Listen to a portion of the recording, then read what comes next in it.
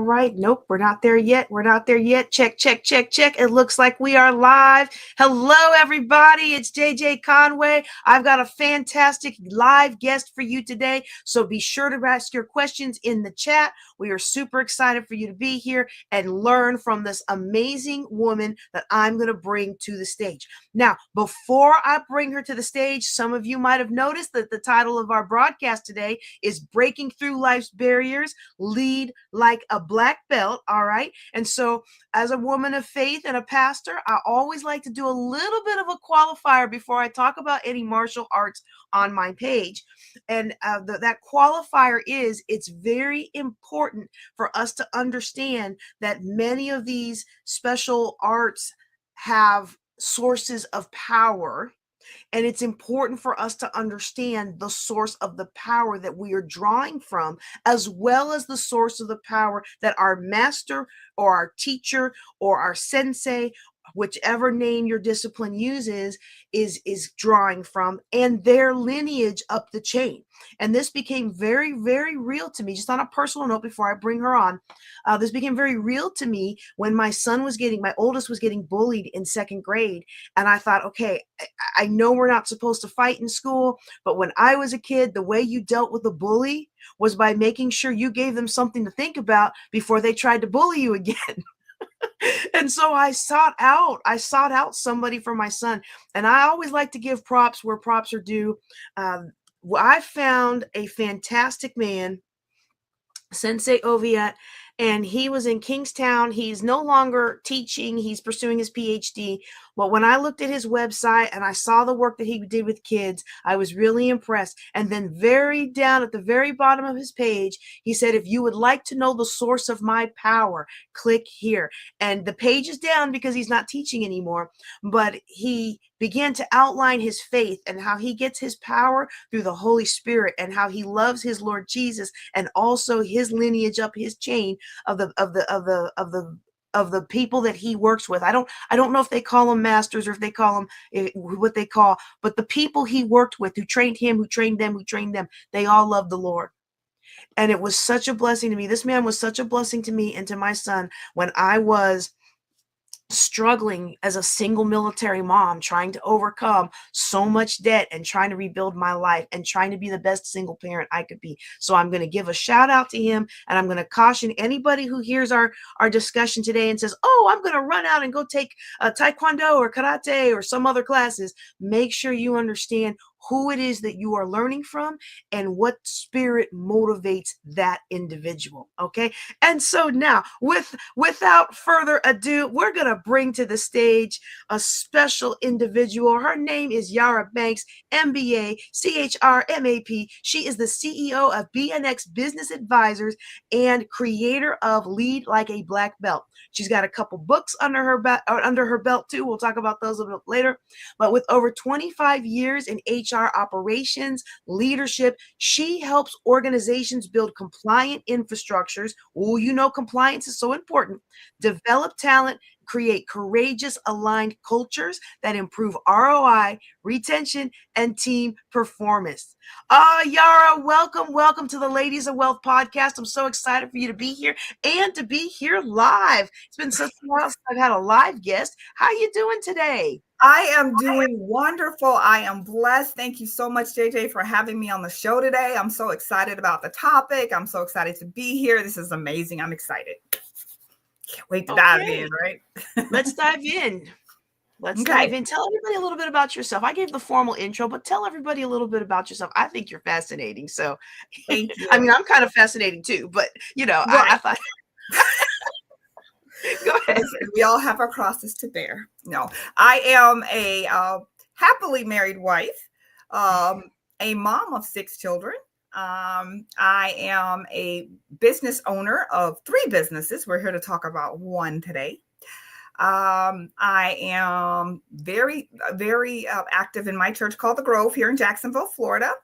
I am very active in my community. I believe in a holistic approach to living, right? Like, we're not here, no man's an island. We're not here by ourselves. So everything we do impacts or affects someone around us, and we need to be aware of that.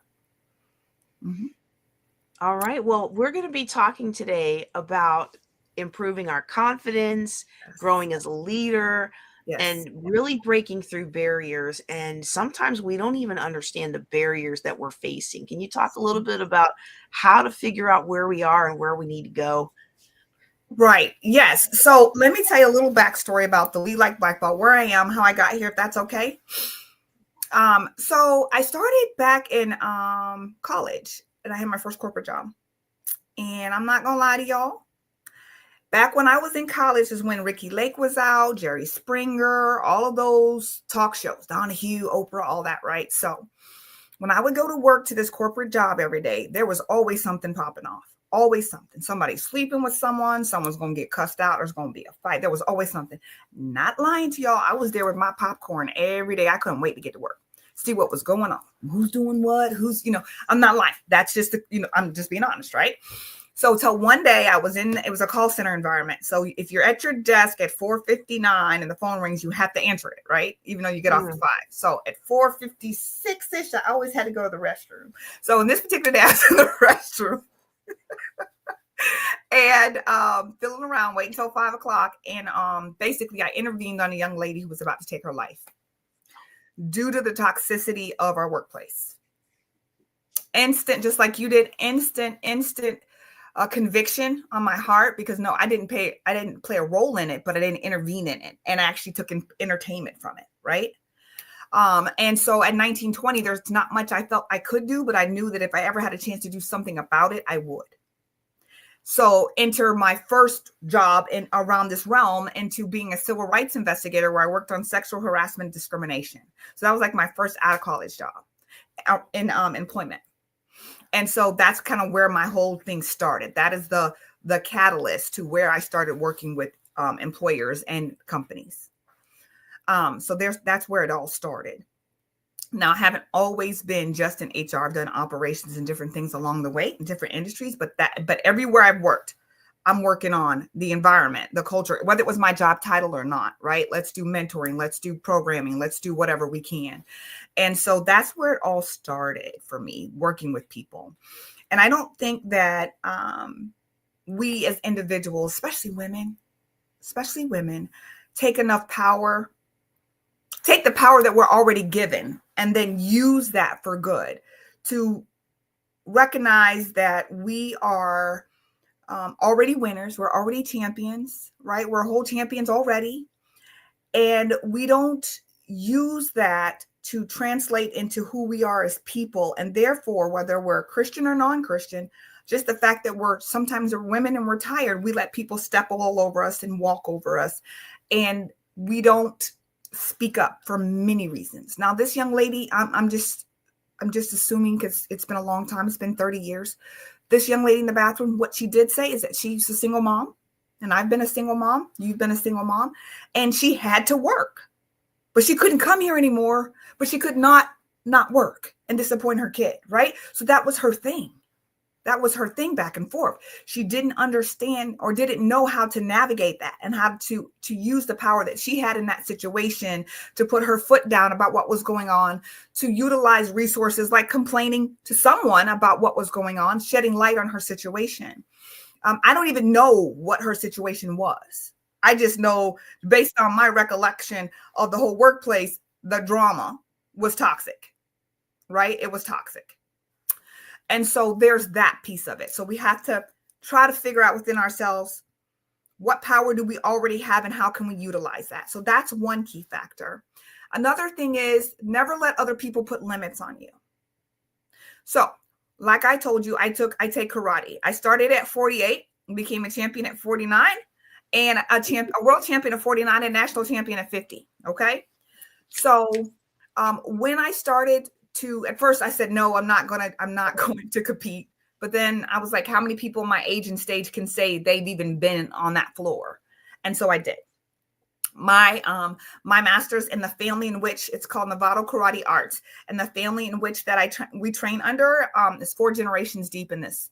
So they're teachers, instructors, and students, 4 generations deep, and they've been doing this for a long time, and they love the Lord, and so we come from a good source, right? So it all works out. But I will say this, she told me, my teacher who told me, she's like, listen, go do this. I'm so proud of you for getting on this floor and doing this. but don't expect too much. It's your first time. Don't expect too much. And so my whole thing was, I'm not going to expect too much. My expectation for me was that I show up and do it without flaw, and then I would have made it. First, I got there. So that was the first win. I did it without flaw. That was the second win. When they called my name for a medal, that was just a bonus. So I did not expect to win because I was told not to expect too much. I was told by my teacher, I was told by our grandmaster, and I was told by a visiting teacher, don't expect too much. Now, I know they were doing it to be protective, right? Like, I don't want you to go out there thinking you're going to come home with the number, like be the world champion of the world, right? But we have to be careful of what we speak over people, right? We got to be careful what we speak over people, because I immediately absorbed what they said and had no expectations of winning whatsoever. And so we can't let other people set limits and expectations for us. Again, they didn't mean any harm, because most people don't. There's only 3 medals, right? Out of everybody, there's only 3. Most people won't come home with something. So I think it's a really good point to hang on for just a quick second, because a lot of time the negative voices that have spoken into our life over the years, sometimes even from birth, some of those negative voices weren't coming from a position of trying to hold us back somewhere. But many of them were coming from a position of concern and care, and trying to make sure that we are safe. When they told us don't rock the boat, they weren't trying to stifle us or stunt our growth. They were just trying to keep us safe and keep us from reaching out too far and getting ourselves schwacked, you know? And so we have to understand that it's not always the haters that speak negativity into our lives. Sometimes the people who care most deeply about us, the people who have spoken most deeply into my life that I've had to resist, have been people that were close friends or family, and they weren't trying to hold me down. They just wanted to protect me. And so it's similar.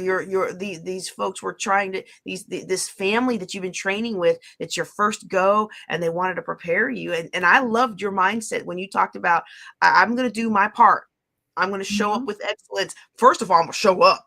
Okay, we can have a whole podcast about showing up. But okay. So I just wanted to pause there and kind of tease that out a little bit. So because I agree with you, because it was like you said, it was not to be hurtful or harmful. And matter of fact, it wasn't until like a year later I even realized the effect it had. Right? It wasn't even until like a year later.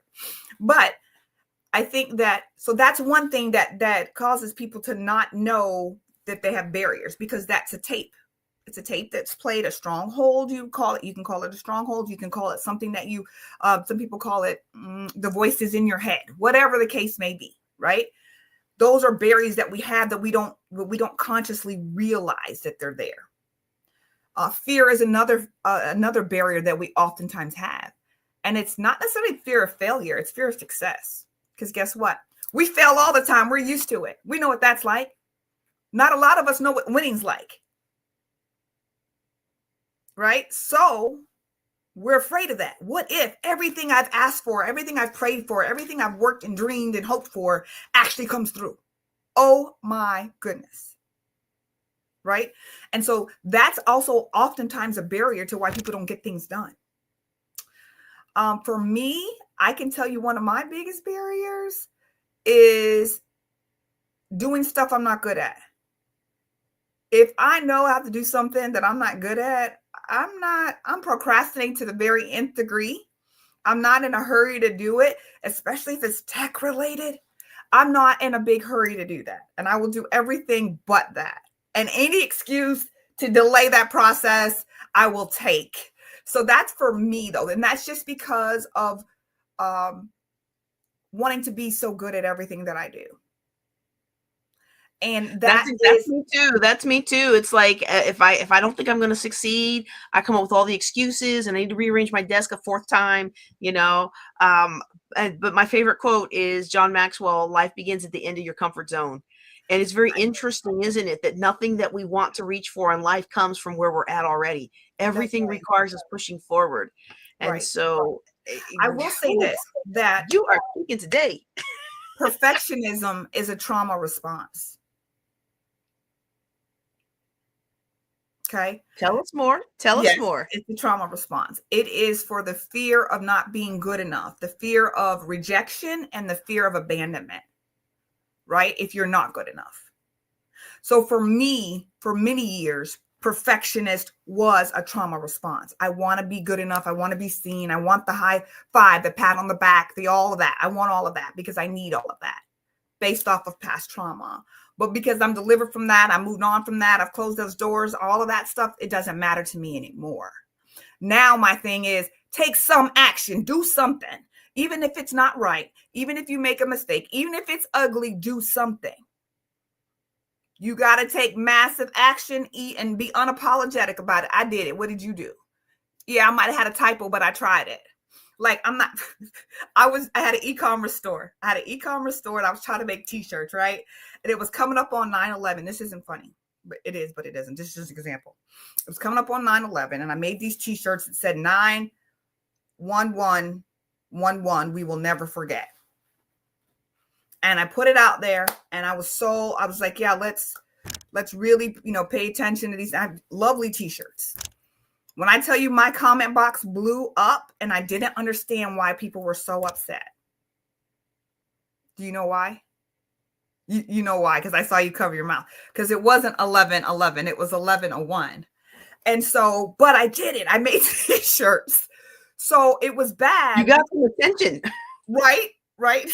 Algorithm went crazy. But I'm saying, so it was a mistake. I made it. I learned from it. But that's where we grow. We grow in our mistakes, JJ. We don't grow in our successes. And not only do we grow in our mistakes, but you made the comment about having a typo. There's books that I've put out that have a few typos here and there. Now I try to pay for editing now, but I made more money with my typo than you made trying to rewrite that book 20 times and you still ain't published it. Right. Exactly. So yes, we have got to take massive action. So I don't even remember what the question was, but I just wanted to talk about just different things that I think are important when we talk about personal empowerment. Now, I do want to just pivot a little bit to talk about business for just a few. Just like the action we take in our life that we have to take, even if it's imperfect, we have to do the same thing on our business side. We do it until we know better. And at the point that you start losing money, losing time, losing sleep, then you know better that you don't know what you're doing and you need to get help. So the tech stuff I do only because I have to, but the tech stuff I don't have to do, you best believe I've hired somebody. Because that's not my thing, right? So when we build these companies and these infrastructures, one of the things that we do is we do the best we can. But when that doesn't work anymore, then we have to get help. So what I do with the organizations is I help come from the inside. And it goes back to my lady 30 years ago. I'm bilingual. I will speak to the founders and the C-suite all about the profit and loss and the balance sheet and return on investment and cost to train and all those other matrix they need to know in order to decide if they're making money or not. And once they see where they're losing money on not managing their major asset, which is their people, then they'll let me come in and fix some stuff. When I go in and fix some stuff, JJ, it ain't about the C-suite. It's not. It's about that lady in the bathroom. It's about making it a better workplace for people like her. That's my end user. I've got to get the attention of the decision maker so that we can make the changes necessary for the people to come to work who have to work for survival. Right? But we don't want to just come to work. They want to grow. They want to feel valued. They want to be part of something bigger than themselves. They want to contribute. And a lot of times organizations don't make it easy for that to happen, or they don't make a way for that to happen. They promote and pay attention to those who are the top producers, even if that means that by them producing, it's hurting everything else around them. They don't take a holistic look at the organization as a whole to figure out, like, if this person is good here, but they're causing all these people to quit, does it balance out? Is it worth it? Like, yeah, you were the top producer 10 years in a row. So we promoted you, but now everybody in your team quit. So now we don't have any production at all. Well, that's actually one of the top barriers to removing toxic managers and bosses is because they produce. Right. So, Exactly. I mean, how do we find a way for the C-suite to get the ROI on their people, but knowing that requires having a better environment for your people? So the important part is leadership development. That's the answer to all of this. If the leaders really know how to lead, it'll be fine, right? They'll make their mistakes, the normal stuff, and they'll learn and grow from it. But the problem is we put people in the middle management group. That's emerging leaders and like your first line supervisors and stuff like that. We put them in a position, and it's not fair to them because from top down, we expect them to have all the answers on day one, and from bottom up, you're the manager, right? You're the supervisor, right? You should have the answers on day one with no preparation. There's no succession planning. There's no emerging leader training. There's no I'm a leader now what training. There's not a I want to go to the next type of leader training. It's just a title change and that's it. So when we start to show them how many people are leaving, how much less production you have now, how many complaints do you have that had to go through legal? How, what is your reputation in the streets? Because, we got Glassdoor and things like that now where people will say, I hated working here because these people, the manager named John, you know what I mean? They will call people out and they will call companies out. Now that's reputational harm. You can't necessarily put that on your matrix, but it matters because word of mouth is still the number one way to do business. So all of those things, when you start to show them their numbers and how much it costs to recruit people once they've left and the year it takes of lost knowledge to replace an employee, that's less productivity. That's less money. That's less return on investment. And don't put butts in seats, JJ. Sometimes people want to fill a role just because it's empty. What is the expectation? How much should productivity increase because we've hired this person? How much should I get on my investment for hiring this person? What should be different because we filled these seats? And a lot of times it's not strategic. C-suite doesn't have a relationship with HR a lot of times. They see HR as your personnel department, the hire and fire, the paperwork administrators. But I don't do administration in my HR firm. We do tactical and strategic only. We're talking long-term. We're talking infrastructure. We're not talking about one-offs, right? So we really are at that table level. So invite us to the table. But a lot of CEOs will admit they don't really know what HR does. So if you don't know, how can you invite them to the table? How can you really use them as a partner? And that's what the Executive Blind Spot book I wrote is about, how misalignment with HR will cost your bottom line. And it talks about all the ways they're missing out and that return on investment question you just asked. All the ways they're leaving money on the table by not really digging into what their organization is. It is more than the ideal. It's the people who do the work. Fire everybody and see if it gets done. See how productive you are.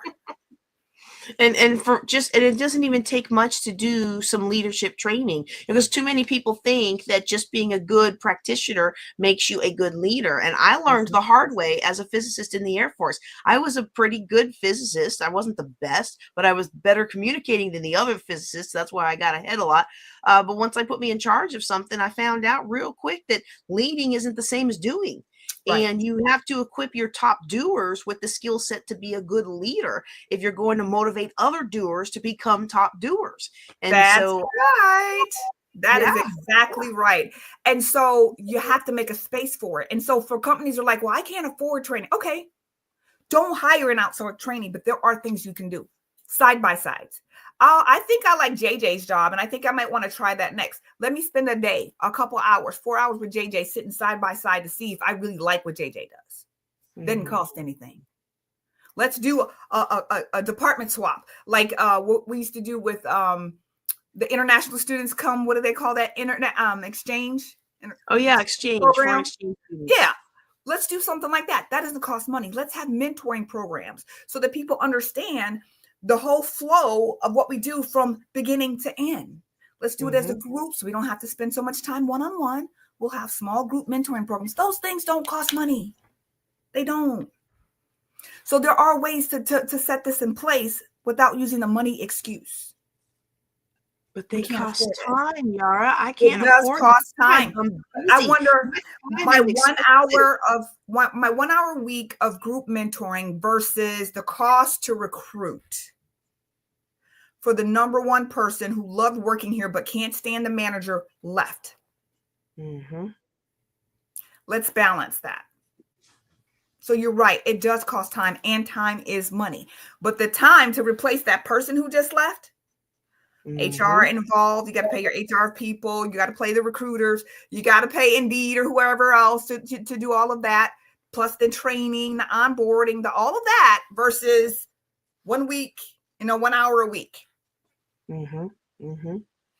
So, I mean, you have to weigh the benefits, cost benefit analysis. Everybody knows about that. Let's talk about it. So there's things that can be done, but for me, to be honest, JJ, I only want to work with organizations who understand need.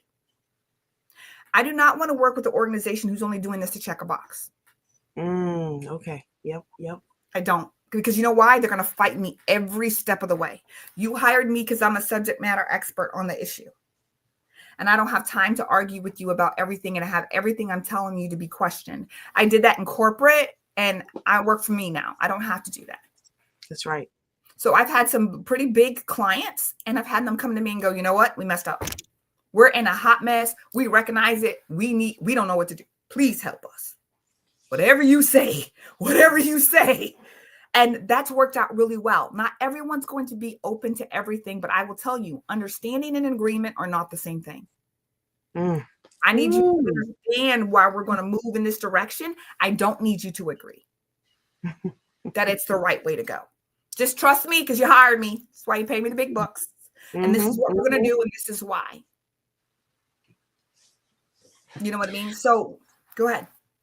Well, I have so many questions because we talked about all these different barriers to organizational success. I'm wondering if there's like one that stands out to you as like the biggest obstacle right now, especially where we have a lot of companies trying to force return to work or return to the office, and just all these different, they play together. But like if I'm an organization and I don't even realize these blind spots, what should I be thinking about that would cause me to call somebody like you? What's keeping you up at night? Well, money, but you know what I'm saying? Like, but there's things that keep you up at night. It's not just the money. You'll start to think, oh my God, I got to go to work tomorrow, and these people are going to be complaining. They're always fighting. I'm going to have to go in here. You know what I mean? So it's going to be that. Or, I got to interview like 5 people because so-and-so quit and this person did. Like, that's a thing. It's like, what keeps you up at night? But the bottom line of what, if I had to put it in like a circle and say, this is the problem that's underlying in all of the organizations I help, it's change management. Okay. How do we manage change as a whole? And because people don't like change. People don't like change. And we do a horrible job of managing it, especially where it comes to communication. Look at Target. Remember Target, the whole DEI thing, and how the whole organization went to pot, right? And it was because we don't know what they did internally. First of all, they threw the baby out with the bathwater. But we don't know what the communication was internally. But what came out in the street, right? I call it the street. Y'all know what I'm saying? In the street. Was that you're no longer supporting any type of DEI. So if I'm an employee and I show up to work and all of a sudden, and I'm a woman and I'm a minority or I'm a vet or whatever, and all of a sudden I find out the company I work for is not supporting me anymore, what does that mean for me? You don't have a discussion. We saw that in the federal government where they fired so many people of color and so many people of different orientations and a lot of women, and then they made this whole thing about a return to standards and a return to standards and a return to standards, and the standard is the standard. And it's like, well, are you saying we weren't fulfilling standards before? Right. Like, so it's about how we're communicating what we're saying. Now, we're not going to talk about the federal government because we're not going to talk about that one. But so we're going back to Target. Where it's safe. We'll go back to Target. We're safe. Okay. So as an employee, that's going to mean to me whatever it means to me. And it's going to mean to you whatever it means to you. right? So if there's not a communication about what target meant when they said it, everyone's left to their own feelings, the whole way they received it, and they're going to react accordingly. So now you have boycotts, you have, people who quit, all of these things that happen. Stock fell through the floor, like all of these things that happen because it wasn't communicated exactly what they meant. They weren't saying we no longer support women, minorities, whatever. They're just saying that the DEI program that we had and the specific set-asides for it are discontinued, but we still support these, and this is how we're going forward. That's not how they communicated it. Not at all. Because of that communication, it fell through the floor. So change management and communication of the change. That's the underlying cause to a lot of this. And we do not equip the leaders at all to deal with communication and change management. I love it. I love it. Oh my goodness. We are out of time already. We are definitely going to have you come back. Before you go, I did want to post your books.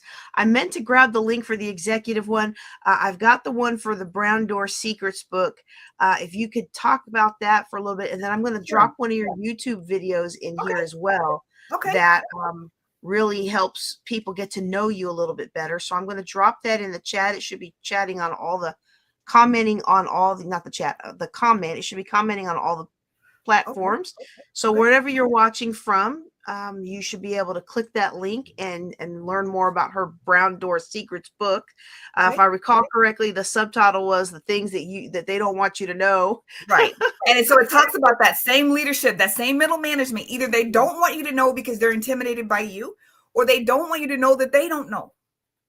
And so how do you navigate in that world when that's the case? And so that's what the book is about, like ways to be professional, ways to navigate when either your boss doesn't have your back or they don't know what they're doing. So how do you still succeed in an environment like that? And then when you've done everything you can, how to exit gracefully and professionally.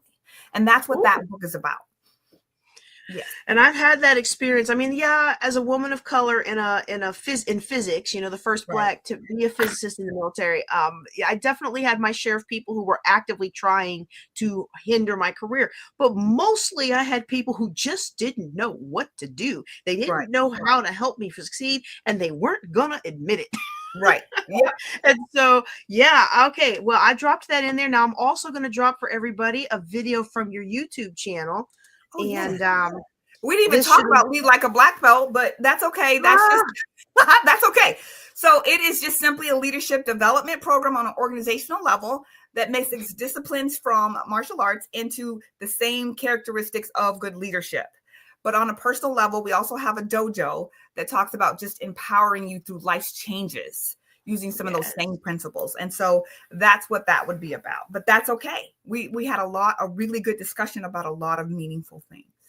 And the things that we talked about today are things that people can grow into when they step into your dojo and be able to learn how to lead like a black belt. And so I'm very excited that you were here to spend this time with us today. We hope that you'll be back in the future because you have so many skill sets we definitely want to highlight. And I'm going to let you know, we talked about a little bit in the pre-work, but I'm just going to make a public declaration that you have inspired me, starting this journey at 48 and then winning international titles at 49 and national titles at 50. I'm like, you know what? I'm going to go ahead and use that kickboxing certificate that I have won back in February. There you go. After our meet and greet, I was like, let me just see if this thing is still good. And he's like, come on and bring a friend.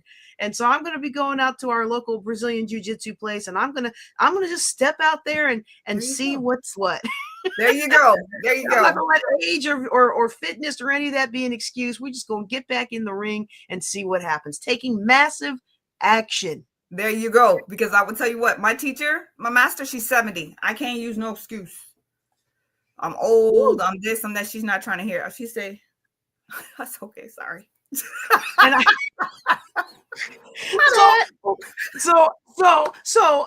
let's one of the things, and I haven't been in the dojo. I've just looked at some of the videos and things, and I know I'm gonna be in there. But one of the things that I'm seeing from you, the energy that I get from you, is that sometimes to make a change and break through a barrier over here, we actually can help push through if we take action over this other area.